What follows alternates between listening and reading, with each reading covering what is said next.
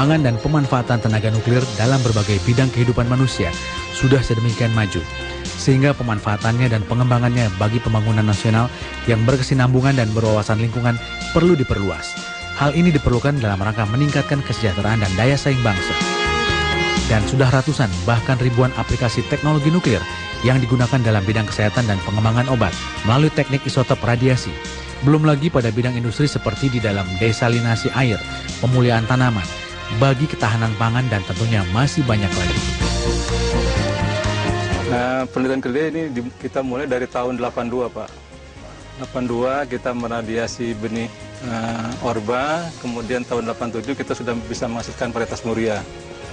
Kemudian tahun 91 kita bisa menghasilkan juga varietas tengger.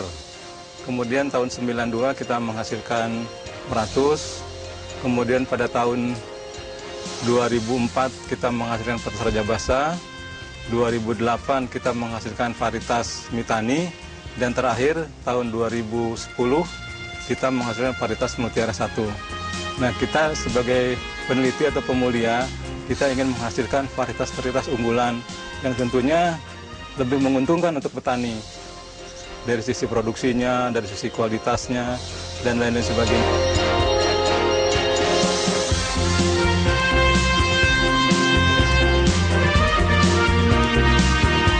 Sejalan dengan rencana jangka panjang pada bidang iptek nuklir, Badan Tenaga Nuklir Nasional telah memfokuskan beberapa bidang seperti pangan, energi, teknologi, transportasi, kesehatan, obat-obatan, pertahanan, dan keamanan. Hal ini tentunya kemampuan SDM di bidang teknologi nuklir sudah tidak diragukan lagi.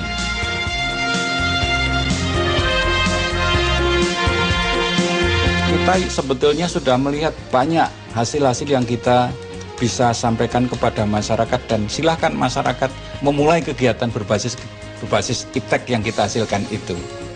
Sebagai contoh, ada suatu kegiatan bagaimana UKM dengan menggunakan teknik iradiasi membuat jenis-jenis produknya itu menjadi lebih tahan untuk disimpan. Kualitasnya bagus tanpa diberi zat pengawet.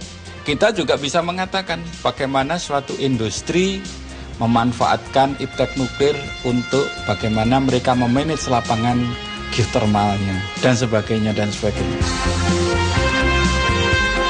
Salah satu sumber energi masa depan Indonesia adalah tenaga nuklir. Selain diyakini dapat menambah pasokan listrik, juga mengurangi ketergantungan akan bahan bakar minyak bumi. Bila pertumbuhan akan listrik nasional diperkirakan tumbuh sekitar 7,1%, sementara kebutuhan hingga 2025 kebutuhan listrik mencapai sekitar 100.000 megawatt di Indonesia. Cadangan seperti gas alam dan bahan bakar fosil mulai menipis, tentunya tidak akan bertahan lama. Sedang pada sumber energi tenaga nuklir, selain sumber uranium dunia relatif cukup banyak, pemanfaatannya dapat memperpanjang hingga ratusan tahun akan ketersediaan energi. Seperti apa yang diamanatkan melalui Kepres nomor 5 tahun 2006, energi terbarukan plus nuklir bisa mencapai sekitar 5% untuk kebutuhan listrik nasional.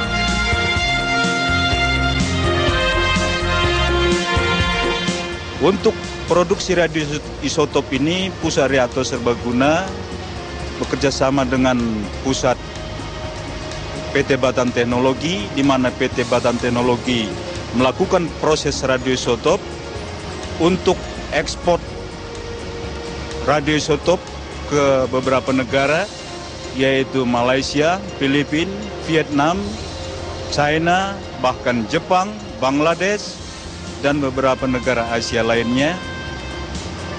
Dan reaktor ini sampai saat ini telah beroperasi terus. Kita operasikan untuk efektif dan efisien sekitar 15 megawatt.